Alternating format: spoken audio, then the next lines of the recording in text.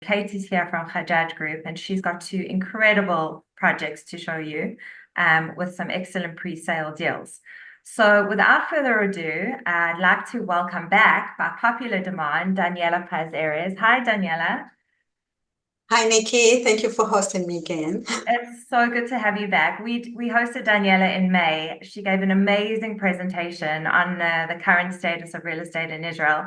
And we just started speaking about logistics and transport and how that affects real estate prices. And we had to sort of say, Daniela, we've got to have you back. And that's what you're here to talk about today, which we're very grateful for your time. Just as a quick introduction, and I'm sure you'll speak a little bit more about yourself. Daniela is not only the founder and the CEO of Paz Group, she has an MBA, she's an economist, she's a certified real estate appraiser, and she is a recognized leader in her field. Daniela's experience is sought after, and her guidance is widely sought after by public officials and business executives.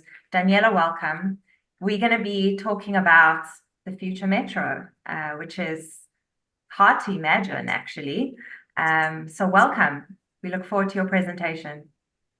Thank you, Nicci. And I just want to leave time to speak about the metro. So I won't talk about myself and my firm, but just a short introduction of why my knowledge in this area, or where is my knowledge comes from. My company, Paz Group, is the leading Israeli consulting firm. We consult both the government and the private sector, and part of our job is to consult the Treasury Department and other departments in the government that deals with the transportation challenges. Israel is growing. It is growing more than 2% every year, and our borders are small, as you all aware of, and we need to find solutions for commuting, and part of that is mass transportation.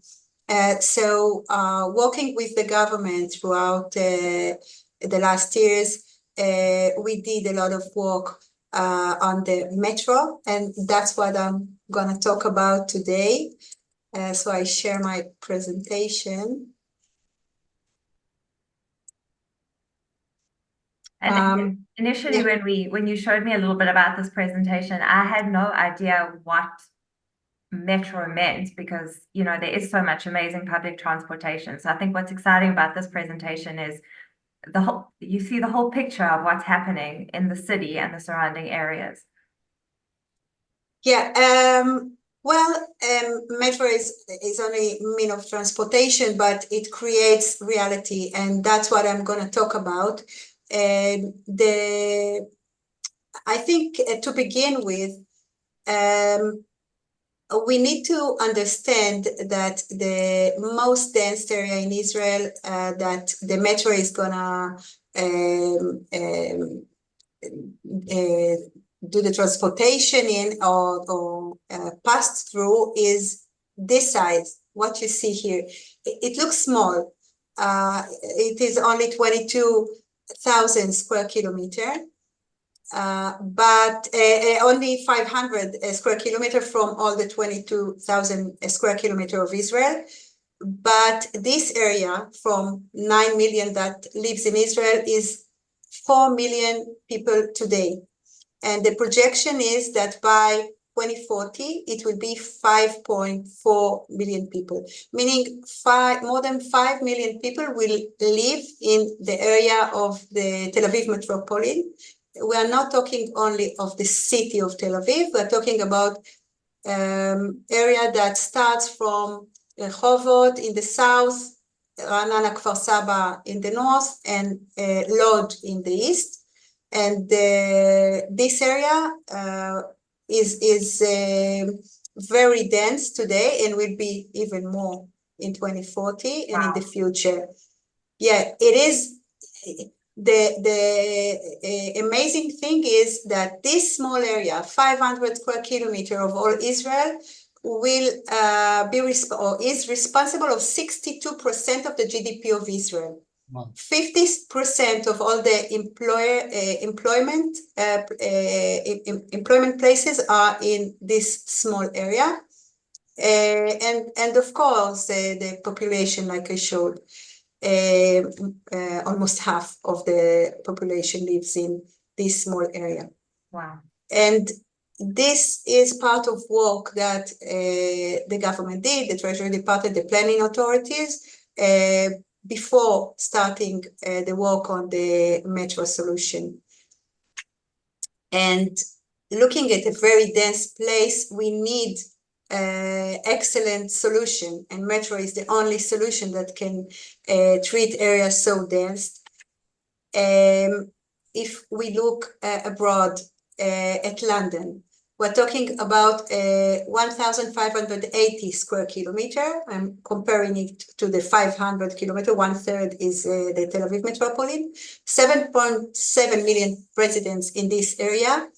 And the metro system of London is 275 stations, and the length underground is 400 kilometers. Let's see New York. New York is 1,200 square kilometers, 8.2 million residents, and the length of the metro is 370 kilometers underground and 468 stations. Looking at Singapore, closer to Israel, 700 square kilometers, 5.6 million residents, like we are going to be in 2040, and 200 kilometers underground with 275 metro stations. So let's see what is planned in Israel.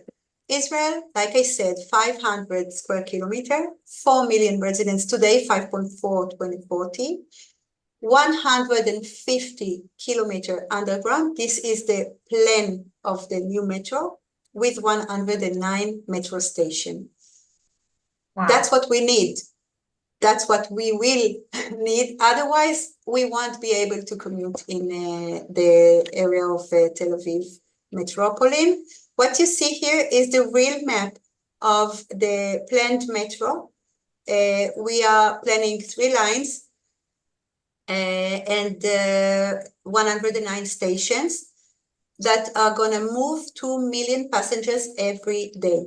2 million people will drive or will use this metro every day.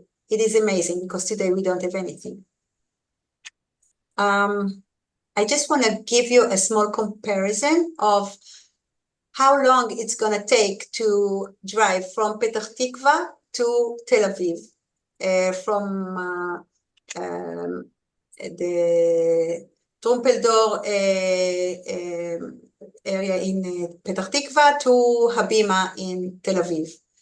It will take by bus 72 minutes. We are calculating the time to walk to the station and the time to walk to the Habima from the station, and the time to drive with the bus. Doing it by car will take 58 minutes, and taking also the time to park, and 27 minutes in the future with the metro.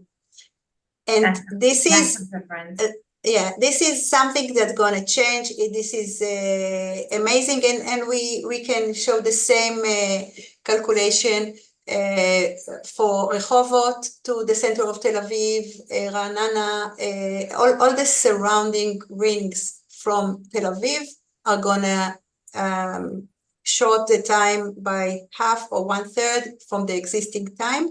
And today, driving by bus or by car is reasonable, and it will be unbearable in the future because of the density that I showed, the increase or the unstoppable increase in the population in this area. And the solutions, just to talk about capacity, metro can move 40,000 people every hour. Light rail can move 7.5 thousand people per hour, and bus 2.2. That's the comparison of the three main of transportation. People that know what's going on in Israel, we have one light rail line in Tel Aviv metropolitan. It's called the Red Line, that is from Bat Yam to Petah Tikva through Tel Aviv, few stations. It did a great, yeah. Recently, I recently went on the new light rail, and it was a wonderful experience. Yeah, and imagine this is only one line of the light rail. And like you can see here, the difference between light rail and metro is huge, because the metro is driving underground, all the no interference with above ground transportation. And light rail is moving, most of the light rail is above ground, part of the red line is underground, but if most of it is above ground, it is not so the time to move from one station to another is almost double than the metro. The metro is very fast, and the amount of, or the capacity is huge. So there are two more light rail lines that are planned, and now the construction they are under construction right now. The green and the purple. The green will move is the North Line, Herzliya, and the area of Tel Aviv, North Tel Aviv, and the purple is going east to Kiryat Ono, and this area also. All of them are connected to Tel Aviv. The green is going to be completed at the end of 28. The purple is going to be completed at 27. It can change, but it is not so long. The metro is going to start moving right now. They are planning to start operating the first line, the M1, in 2032. That's the date. 2030. Yeah, it will take 8 years, maybe 10 years, but that's there are three companies that are planning the detailed plan of the stations and the line, and they are planning, or the government is planning to start the digging in 26, and it takes time. It will be completed in 10 years, but 10 years move very fast, and we all know how quickly 10 years goes. It's crazy. Yeah, and it is very important to understand what's going to happen because of that, and to understand what can happen because of mass transportation like metro. I want to show you Canary Wharf in London in 86. That's how the Canary Wharf area looked like. I think that people that know the place today will see that this area that in 99 was the city of London decided to move another, or to start another line, the Elizabeth line, that will go to Canary Wharf, and the station will be here, where I circled the circle is showing. And in 2018, this is Canary Wharf. Wow. So transportation, or mass transportation, can do a dramatic revolution of real estate and area. And this is what probably will happen to most of the surrounding of Tel Aviv metropolitan. Of course, places like Tel Aviv, or the center of Tel Aviv, the area of Azrieli or Shalom or Kaplan, are dense, very dense today, 100 stories building, and this is a place that is ready for the mass transportation, but other places will be not the same, but will change dramatically. this is just a comparison between, you cannot imagine Amazing. that. Yeah, it is amazing. So if you are looking at the future of Tel Aviv metropolitan or Israel, this is what we are expecting to happen. And I think to understand that Israel is, in anything we are different, and in this particular aspect as well, most metros were built and then the city grew. After the metro served the transportation starts, and then the office buildings and all the dense areas started to be built. In Israel, it is the other way around. All the metro is in an existing place. Cities are already built, but most of the places that the metro stations are located in, and we know exactly where the stations are going to be, because all of these plans, the zoning is completed. They are all approved, all the 3 lines. So we know where the stations are going to be, and most of the places are with nothing. Weizmann in Ramat HaSharon, Sokolov in Ramat HaSharon, Weizmann in Kfar Saba, Achuzah in Ra'anana. Most places are, you have small buildings, 2-3 stories, a little bit commercial, and that's it. And you cannot imagine hundreds of people going out from the ground to nothing. We must start constructing or planning and building a lot of construction around these stations. And lots more restaurants, Daniela. We need those. Restaurants, and also, Restaurants office and shopping. buildings. Yeah, shops, and also office buildings, and yeah, everything is around these stations. We did the work that Passbook did for the government. Was also with McKinsey, and we looked at how metro stations are affecting the surrounding area in the world, and we saw that in Washington, D.C., 85% of all the commercial and the office buildings are 500 meters around metro stations, meaning that mass transportation is the magnet of commercial and the office. And also it increased the value of real estate. We saw that around metro stations, what is going on here? Yeah, in Washington, we saw the difference 8.6 between 500 meters around metro station and the surrounding. In Hong Kong, 15%, in San Francisco, 18%, in London, 19%. And these are only part of the small examples, part of what we did in our research. We believe that it can change the value of real estate around 20% if you are close to mass transportation, to the station, and or not. That's big. That's yeah, it is big. It is big. So the impact is within 1 kilometer, but it impacts differently.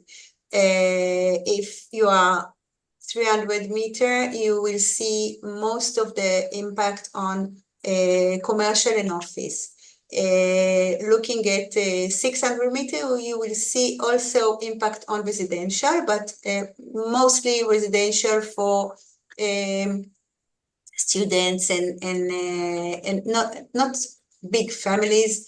And 1 kilometer, most of the it will also affect residential, because people usually want to live in a place that is more quiet, but that the services are not far from accessible. it. Yeah. So that's also something to know. I think that if we look at 1 kilometer, no, this is 500 meter around all the 109 stations. Here you can also see the green, the red, and the purple, but all the metro, and you can see that it covers most of the area. So most of the area of Tel Aviv metropolitan, and I'm not talking about the city of Tel Aviv, but Tel Aviv metropolis is going to be served and influenced by the metro. And I think also that the increase in value, we believe that the core is going to be influenced, but only slightly, because most people want to reach Tel Aviv, but it is reachable for people that live in Tel Aviv, so they can commute they can walk and they to the place that they want to reach to, or this is shortening the time is not relevant if the time is short as it is. But the first trip, like Petach Tikva and Ra'anana and even Rishon LeZion, will see an increase, but we think it will be moderate than the significant increase of the second strip, and these far areas are going to be influenced the most. We're talking about Rehovot, Be'er Yaakov, Nes Tziyona in the south. We're talking about Ramle, Lod in the east. We're talking about Kfar Saba, also in the east and north. These are areas that you will see a high increase in value. And which the land use that will be affected are the residential, but we will see residential increase in the periphery more than in the center. Offices, we will see increase in the center because it will be reachable. You can give service to people that are driving to you from far places, and the commercial, like you said, will be affected, but the effect will be in a place that people can carry the bags and walk and drive home, and it will be 300 meters from each station. This is just to emphasize, this is Weizmann Street in Kfar Saba, how it looks today, and the effect of the metro on Kfar Saba or surrounding of the station. And it will change dramatically in places like that. There is a plan called the Tama 70, zoning 70 or something like that, that was approved, and this is what determined the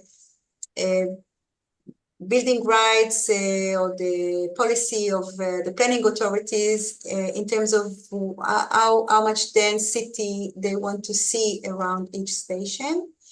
So just keep in mind that metro is not only a means of transportation, it influences the urban development, and it is not only in Israel, it's all over the world.